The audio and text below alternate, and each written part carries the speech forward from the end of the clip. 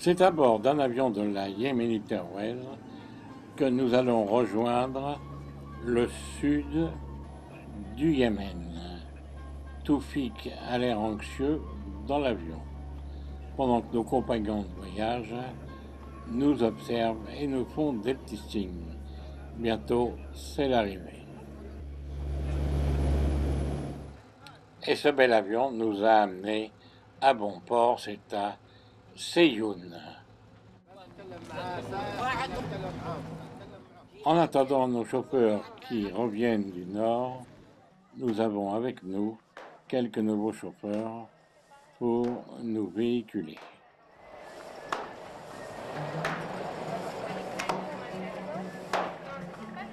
C'est loin de l'océan Indien, relativement, il n'y a pas d'humidité. Donc c'est un climat désert ici assez sec. Donc dans les fenêtres de la partie supérieure, on met toujours également donc contre le mauvais œil. Ce sont les couleurs qui sont utilisées. Et vous voyez qu'il y avait un enduit qui recouvrait entièrement les fenêtres de buisson.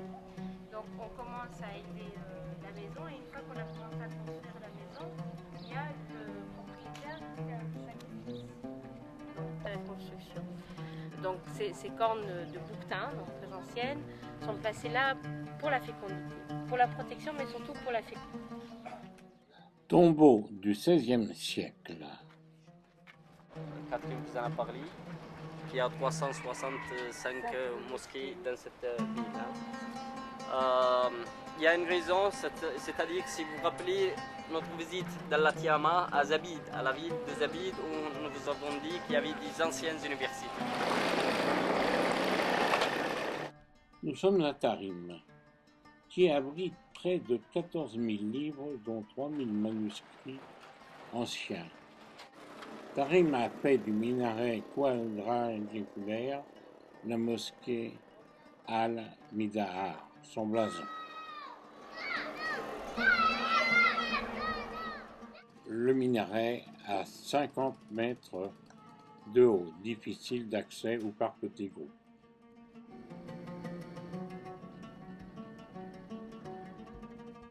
Prière à l'intérieur de la mosquée.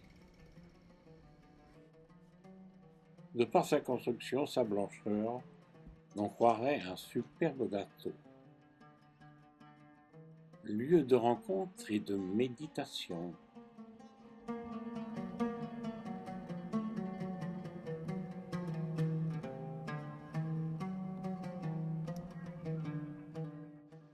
Nous voici de retour à Séyoun. Partout sur la planète, l'on découvrira des jeux avec des pions.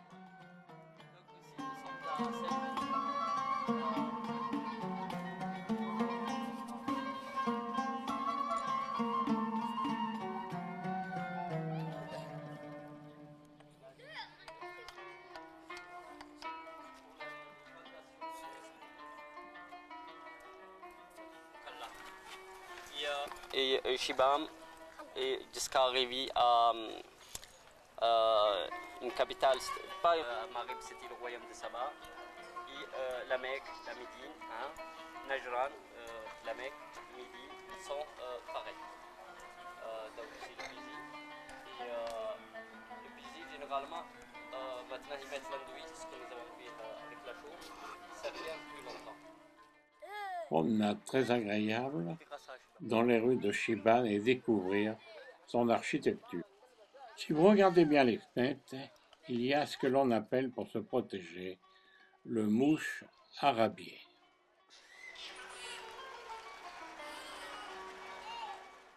Le grand palais du sultan.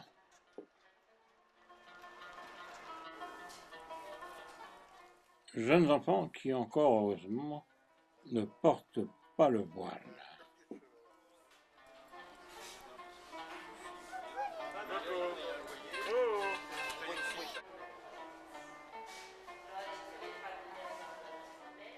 Caché derrière la fenêtre, une vue sur la ville et sur la mosquée.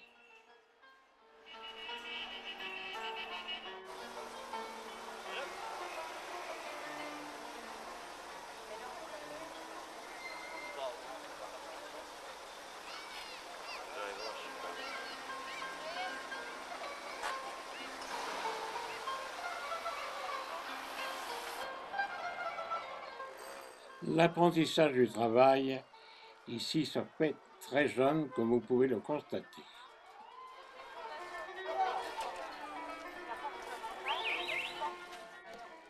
Retour dans la ville de Séyoun. Et rapidement, nous sommes dans les souks. Les maisons à étages datent du XVIe siècle. Au XXe siècle, on a l'impression que la vie se déroule comme il y a des siècles passés. Très jolie porte ouvragée d'époque. Dans la région, l'on est dans l'obligation de refaire les façades, loi qui existe depuis le XVIIe siècle.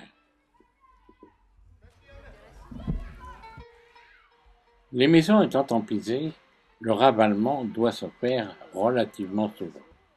D'ailleurs, c'est même la loi de 1599 qui l'exige. Et nous sommes loin des grues européennes. L'huile de bras est nécessaire en ces endroits.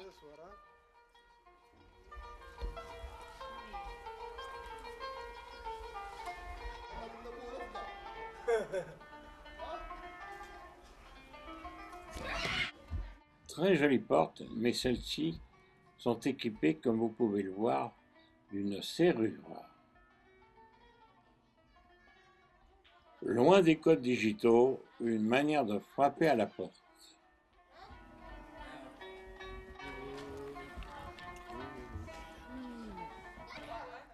Pas de problème de circulation.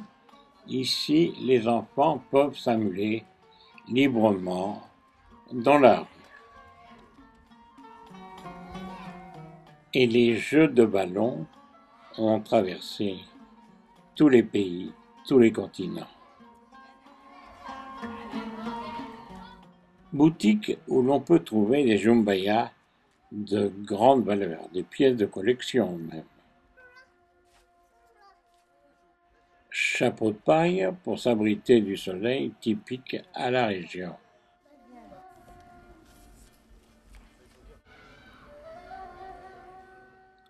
Les anciens viennent se reposer et prennent place sur les marchés et échangent des souvenirs, peut-être de jeunesse.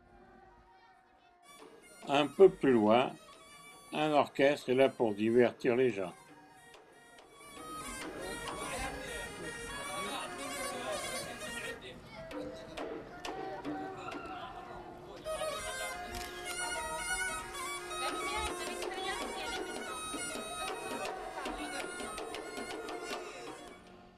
Nous voici devant la Manhattan du désert, avec ses 500 gratte-ciel de terre serrés sur une petite éminence de 900 mètres carrés au milieu de la plaine.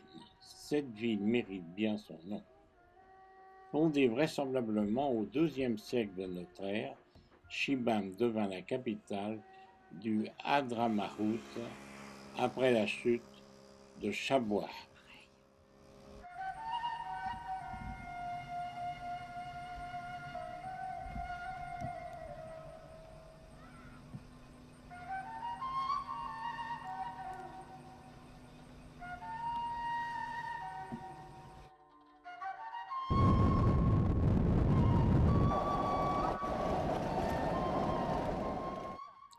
Ces ruches sont d'une fabrication totalement différente. Les abeilles y trouvent un bon logis.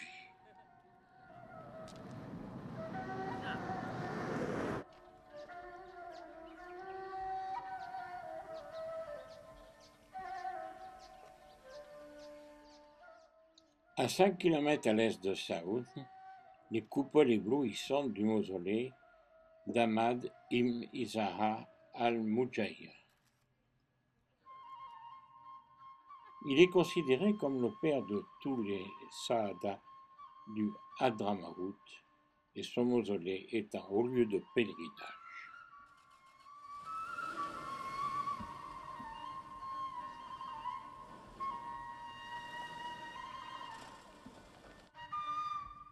Et toutes ces découvertes sont en pleine oued de l'Hadramaout.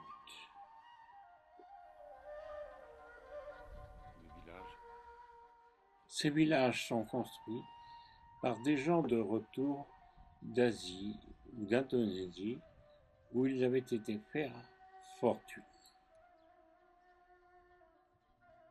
Donc, un coup d'œil sur la ville de Tarim.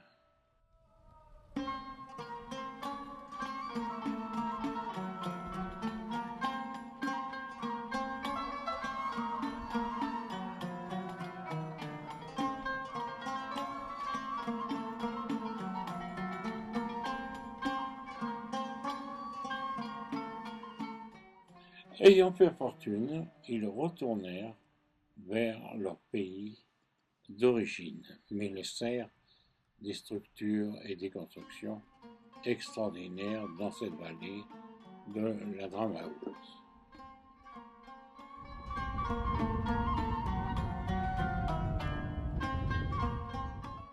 C'est incroyable de voir que dans ce désert furent construits et où habitent encore de nombreux habitants, dans des maisons empisées, montées telles que des immeubles que l'on peut trouver dans nos régions européennes. Quelle ingéniosité!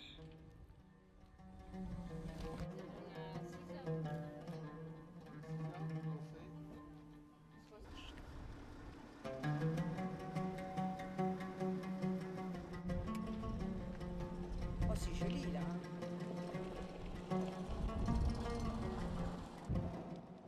Comme vous pouvez en juger, la circulation n'est pas celle des villes européennes.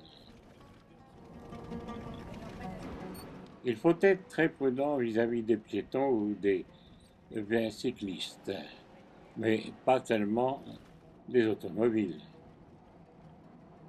La région est très réputée pour ses palmeraies. De quoi être surpris de découvrir des villes aussi importantes dans ce désert. Rares sont-elles, mais une station-service. Nous en profiterons de faire le plein avant la traversée du désert.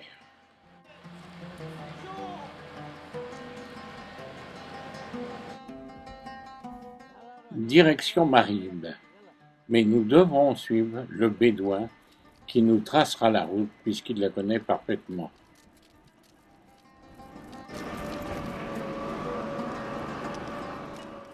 Sur la piste et dans le sable, nous roulons à 100 km/h environ.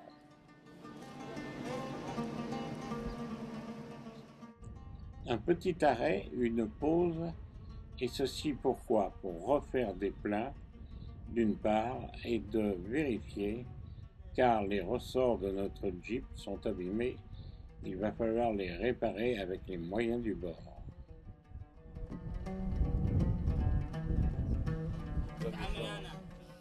La dernière création de la pompe pour alimenter le réservoir.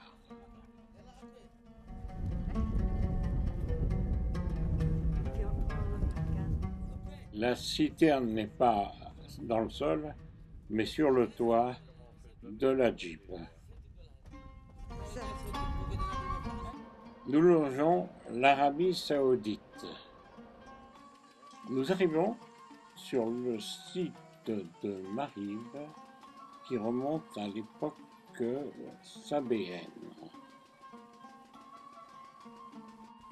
Les gens de cette époque, remontant à plusieurs siècles avant l'époque de Jésus-Christ, ont su mettre en œuvre, cultiver et construire dans ce milieu du désert.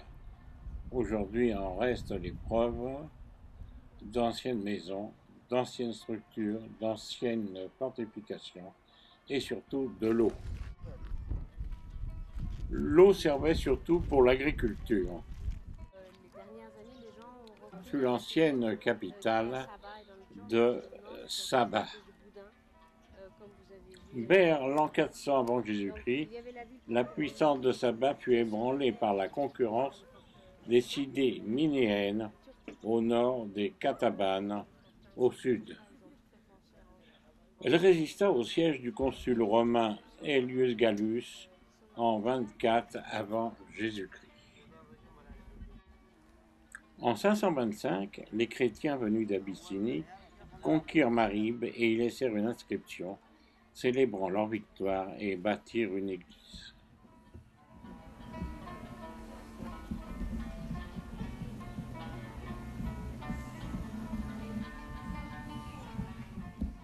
Les poutres du plafond sont soutenues par des colonnes sabéennes.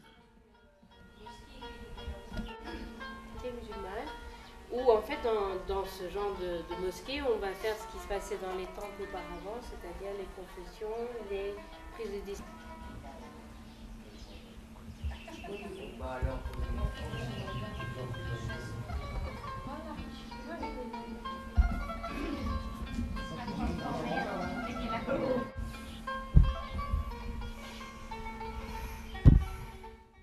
Le temps passe peut-être, mais ces constructions sont vraiment extraordinaires.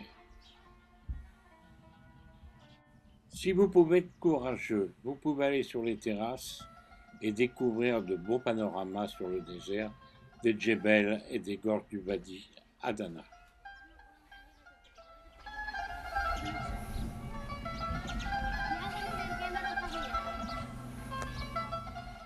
De ces vieilles constructions, de ces ruines sortent de jeunes enfants. Regardons bien et surtout, n'oublions pas. Accompagnés d'un garde armé, nous nous dirigeons vers Marrakech. Ces importantes fortifications hérissées de tours de guet, fondées par les Minéens avant le 5e siècle de l'ère chrétienne. Des inscriptions en écriture sud-arabique sur les portes d'entrée.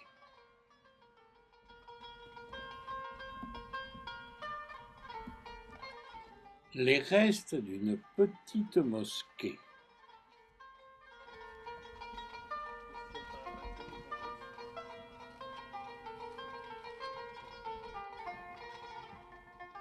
Ce bâtiment à demi ensamblé, dont les colonnades monolithiques attestent l'origine minéenne. 400 ans avant Jésus-Christ, la construction de Marine fut la capitale du royaume minéen, l'un des plus urbanisés de toute la péninsule arabique. Ses remparts sont hauts de 14 mètres et se voulaient probablement moins défensifs que symboliques.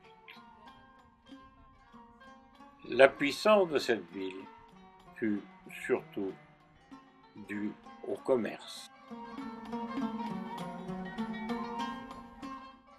Et là, reste toujours à la même place un puits.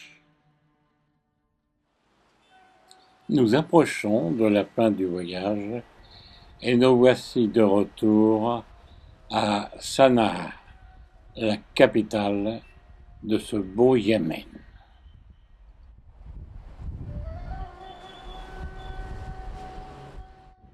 Nous traversons les rues de Sanaa un peu plus encombrées que le désert que nous avons parcouru.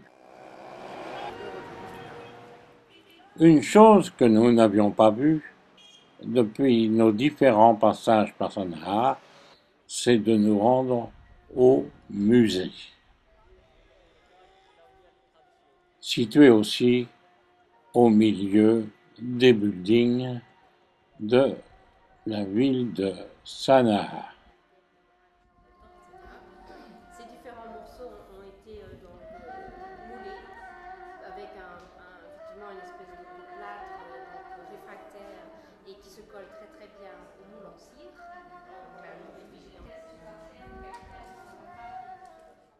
Très discret, cet homme parle parfaitement le français puisqu'il a vécu en France et fait sa retraite dans son pays natal.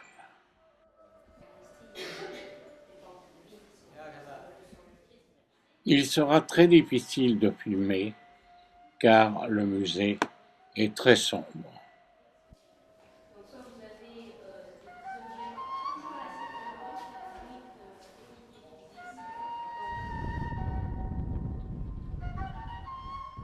Une promenade en voiture dans les rues de Sanaa nous permettra de jeter un dernier coup d'œil, entre autres sur les remparts que nous voyons à notre gauche. Du côté des portes de la ville, il y a un mouvement de personnes puisque le souk se trouve pratiquement derrière.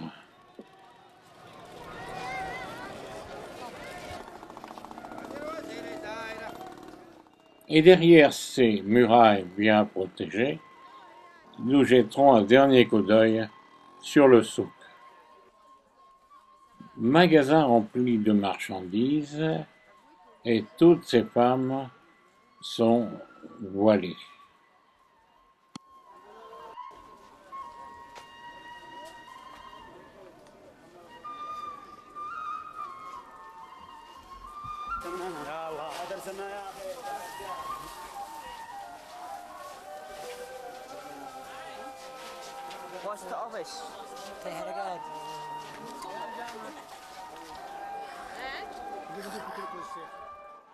Bientôt, ce sera la fin du voyage et nous aurons apprécié au travers de ce pays une vie tout à fait différente des coutumes et des us qui leur est absolument propre.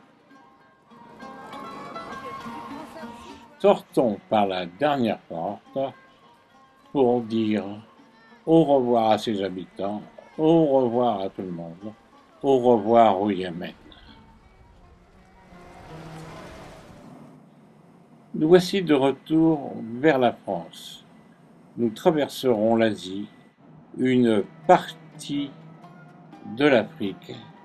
Nous apercevrons la mer, Chypre, et un peu plus loin, nous survolerons et nous ferons une escale au Caire, la belle Égypte.